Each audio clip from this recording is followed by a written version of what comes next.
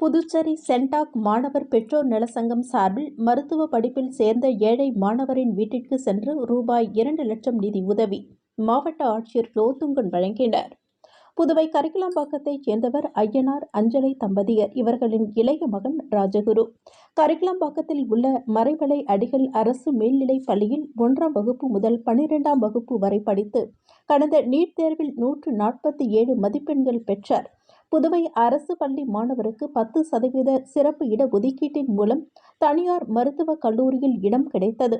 புதுவை அரசு ரூபாய் 4 லட்சம் கல்விக் கட்டணம் செலுத்த வேண்டும். ஆனால் மாணவருக்கு கல்லூரியில் கூடுதலாக புத்தக கட்டணம், கிளினிக்கல் கட்டணம், சீருடை கட்டணம், பேருந்து கட்டணம் என குறைந்தது ரூபாய் 2 லட்சம் தேவைப்பட்டது.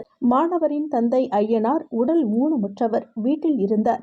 மாணவரின் சிறு வயதிலேயே தாயார் இறந்துவிட்டார். இத்தகவல் அறிந்த புதுவை சென்டாக் மாணவர் பெற்றோர் நலசங்க தலைவர் நாராயணசாமி மாணவருக்கு உதவி செய்ய நிதி திரட்டினர். இதன் மூலம் சேகரிக்கப்பட்ட ரூபாய் 2 லட்சம் மருத்துவ உபகரணங்கள் ஆகியவற்றை மாணவரின் வீட்டிற்கே சென்று வழங்க முடிவு செய்தார். இதுகுறித்து மாவட்ட ஆட்சியர் குலோத்துங்கனிடம் தெரிவித்தார். இதை அடுத்து கரிக்கலாம்பாக்கத்தில் உள்ள மாணவரின் வீட்டிற்கு மாவட்ட ஆட்சியர் குலோத்துங்கன், சென்டாக் மாணவர் பெற்றோர் நலசங்க தலைவர் நாராயணசாமி ஆகியோர் சென்று சென்டாக் மாணவர் பெற்றோர் நலசங்கத்தின் சார்பாக ரூபாய் 2 லட்சம் நிதி உதவியினையும் ஸ்டெத்தாஸ்கோப் உட்பட மருத்துவ உபகரணங்களையும் வழங்கி வாழ்த்து தெரிவித்தனர். புதுவை சட்டசபையினை 10 நாட்கள் நடத்திட வேண்டும். முதலமைச்சர் ரங்கசாமிக்கு சட்டமன்ற உறுப்பினர் நேரு கோரிக்கை. புதுவை மின்துறையில் 177 கட்டுமான உதவியாளர் பணியிடங்களை நிரப்ப அறிவிப்பு. செப்டம்பர் 13ஆம் தேதி முதல் விண்ணப்பிக்கலாம் என தகவல்.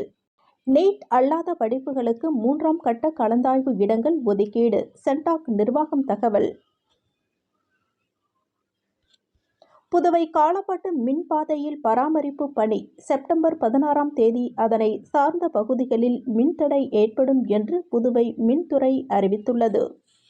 வன்னியர் சங்க தலைமை அலுவலகத்திற்கு பூட்டு. டாக்டர் ராமதாஸ் அன்புமணி ஆதரவாளர்கள் இடையே வாக்குவாதம்.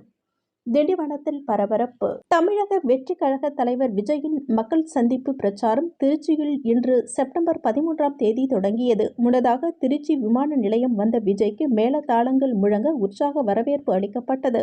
விமான நிலையத்திலிருந்து 5 மணி நேரத்திற்கு பிறகு பிரச்சார கூட்டம் நடைபெறும் இடத்திற்கு சென்றார் விஜய்.